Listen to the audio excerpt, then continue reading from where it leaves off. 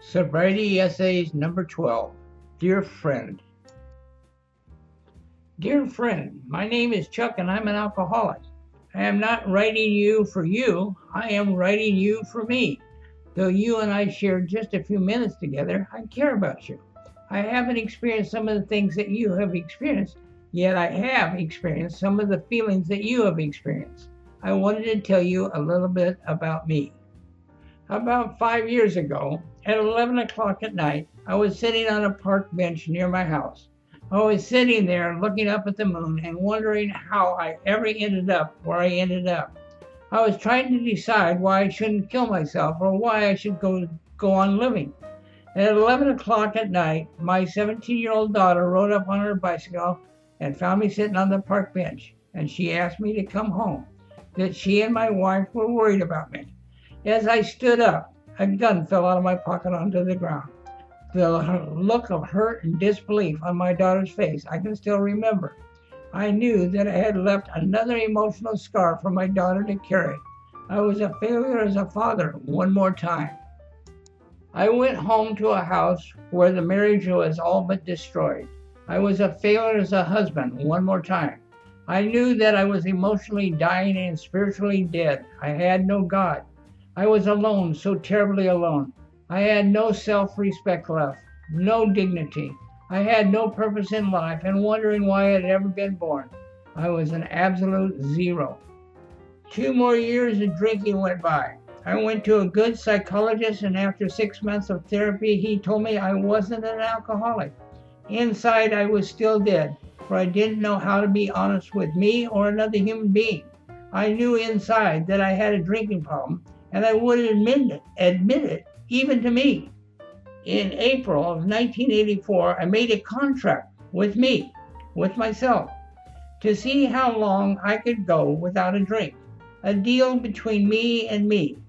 I went to an AA meeting that night, and I just couldn't hear a thing that was being said. That gray matter between my ears was so full of pain, and the why me, I couldn't listen to anything. On Tuesday evening, I came home from work that I hated, a boss that I hated, and I had no intentions of going to another AA meeting. When I got home, I looked around the house and it was a pig pen. The wife and daughter had gone on a trip for 5 days, and I was living alone with me, and I didn't like me. There were clothes all over the house, dirty dishes in the sink, and the place smelled of cold sweat. I decided I would stay home and clean the place up. I went over to the bar and I had a drink.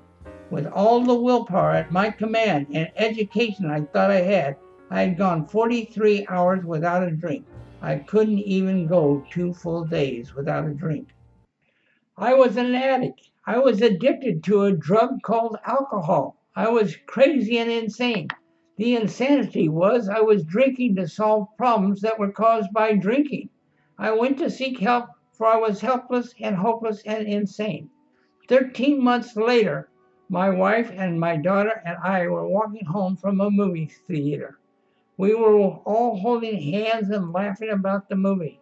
We walked past the same park bench that I had sat on 3 years earlier. We stopped and looked at it. The bench hadn't changed. The world hadn't changed around it. We, as a family, had changed. I had changed. I came into this program an absolute failure as a father, a husband, and a man. I found that my very best thinking was out to kill me. So I just gave up thinking. I surrendered. I started to follow suggestions from people that had been where I had been. I thought I was a bad person trying to get good. They explained to me that I was simply a sick person trying to get well.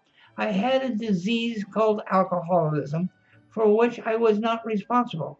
I was only responsible for my actions and only 24 hours at a time.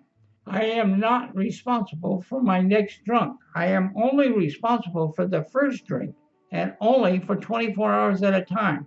That probably no human on earth could help me. That I must ask a higher power greater than me to carry my drinking problem and my living problem. I had no God. No God of my understanding would ever let a human being suffer as I had suffered. I tried to find God. These drunks were talking about. I prayed off and on for 5 days while I was detoxing. I couldn't find God.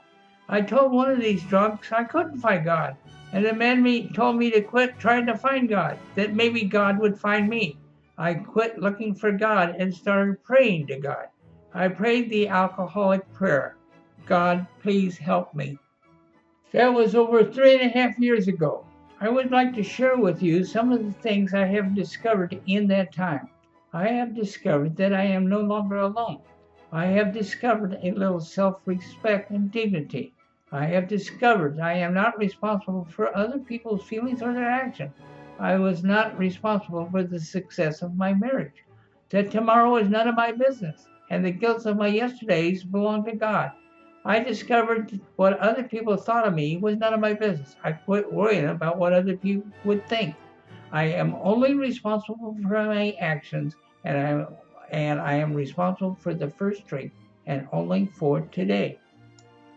My daughter is now 21, and she has this disease. She was both an alcoholic and a drug addict. She shares how she used to come and visit me in the hospital and use cocaine in the bathroom. She shares about being arrested and how I was too drunk to come and get her out, that her mother had to do that, that only one of the times I did show up, and she reminds me of the cop telling me that I ought to clean up my own act before I tried to help my family. She found this program on her own and through a friend was about 6 months clean and sober. She has been clean and sober now for over 3 years and 4 months. We have a gift of love between us now, and I am no longer a failure as a father. I have discovered how deadly this disease is that I have. For each year that I have been sober, I have seen a friend die, one from an overdose and two from suicide. What I have discovered most of all, the one thing I was looking for in the bottle, was a way to live peacefully and comfortably with me. I can look at the mirror and tell me that I am okay today. I have a deadly disease for which there is no cure. I will have it for the rest of my life, and that's okay. I have learned that by living one day at a time and being responsible for my actions, I have a marriage that today is working, a job and a boss that I like, friends when I had none. I am no longer alone. I don't know if this letter will help you at all. I do know that it has helped me. If you decide that you want help, it is near as a telephone, as near as a pencil and paper, as near as a prayer. I believe that you may have the same disease that I have. Therefore, I care. Sincerely, Chuck H.